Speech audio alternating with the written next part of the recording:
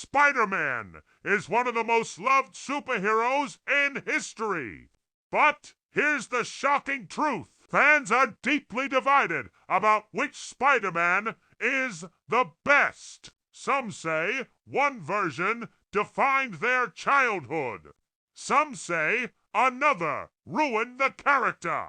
And one Spider-Man went from most hated to most respected over time. So, today, we're breaking down most loved versus most hated Spider-Man, and why fans still fight about this. Watch till the end, because your favorite might surprise you. Let's start with the one most fans call the true Spider-Man, Tobey Maguire. When Tobey Maguire played Peter Parker, he didn't look cool. He didn't act confident, and that's exactly why people loved him. This Peter Parker was broke, bullied, emotionally hurt, constantly failing in life. But still, he chose responsibility over happiness. This Spider-Man lost everything: love, career, peace, and yet kept saving people. The famous train scene, the upside-down kiss, Aunt May's emotional speeches.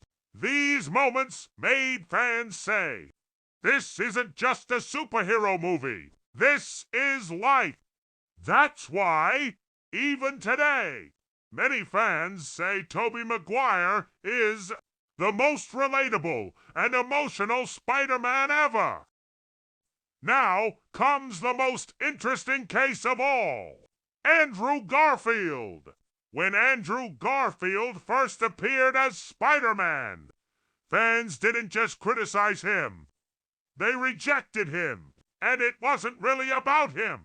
People complained about a weak and uneven story, confusing villains, a tone that felt different from classic Spider-Man. So the verdict came fast. These movies aren't it. For years, Andrew Garfield's Spider-Man was labeled as the failed experiment. But here's where things get interesting. Time changed everything. As years passed, fans went back and rewatched those movies, without hype, without expectations.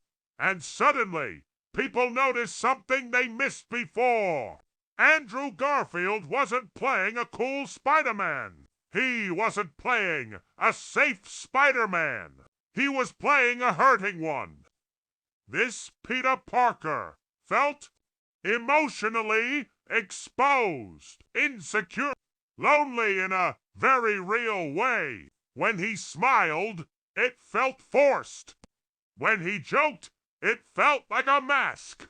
And when he suffered, he didn't bounce back easily. Then came the moment that changed everything. Gwen Stacy. Gwen's death wasn't just shocking, it was crushing. No heroic save. No miracle. Just failure. Andrew Garfield's reaction. The silence. The crying. The complete emotional collapse. Made fans stop and think, this wasn't a superhero scene. This was a human being breaking apart. That single moment made people realize this Spider-Man feels real. And that's why opinions flipped today. Many fans say, not the best Spider-Man movies, not the strongest villains, not the cleanest scripts, but possibly the best acting performance as Spider-Man. Andrew Garfield showed a Peter Parker who loved deeply, failed badly, and carried guilt like a permanent scar. He was ahead of his time, too emotional for an era that wanted flashy heroes. Now fans don't call him underrated anymore. They call him misunderstood. Not the perfect Spider-Man, but maybe the most human one we've ever had. Now, let's talk about the most controversial Spider-Man of all time. Not the worst, not a failure, but the one fans argue about the most. That Spider-Man is Tom Holland. And before anyone gets angry, let's be very clear about one thing. Tom Holland is not a bad Spider-Man. In fact, he's an excellent actor. He's funny. He's emotional. He feels young. But here's where the controversy begins. The problem fans can't ignore. This version of Spider-Man is very different from the classic one. Think about it. This Spider-Man gets high-tech suits handed to him, has billionaire-level support, is mentored by Iron Man, lives inside the MCU spotlight from day one. He's surrounded by gods, geniuses, and legends. And because of that, many fans feel something important is missing. What Spider-Man is supposed to be? Classic Spider-Man is not about power. It's about struggle. Peter Parker builds his own suit, fixes his own mistakes, loses people, fails badly, gets back up, alone.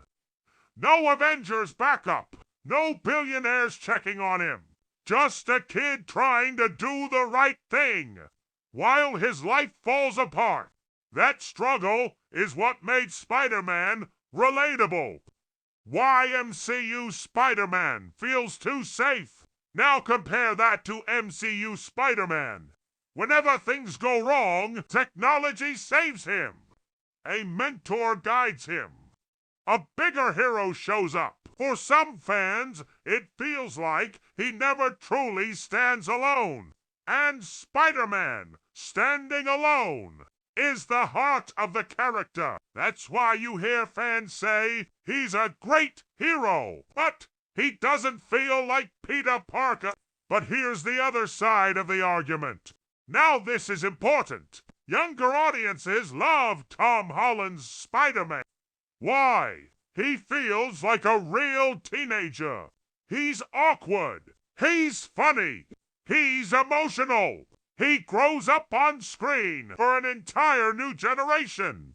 This is Spider-Man, and that matters. He brought Spider-Man into the biggest cinematic universe ever and made millions of new fans fall in love with the character. Final verdict. So where does that leave us? Tom Holland's Spider-Man is the most criticized, one of the most popular, loved by new fans, questioned by old ones. Not because he's bad, but because he redefined Spider-Man, and whenever you change something iconic, fans will always fight about it. So, the real question is, do you prefer a Spider-Man who survives alone, or one who grows inside a bigger universe? Let me know in the comments.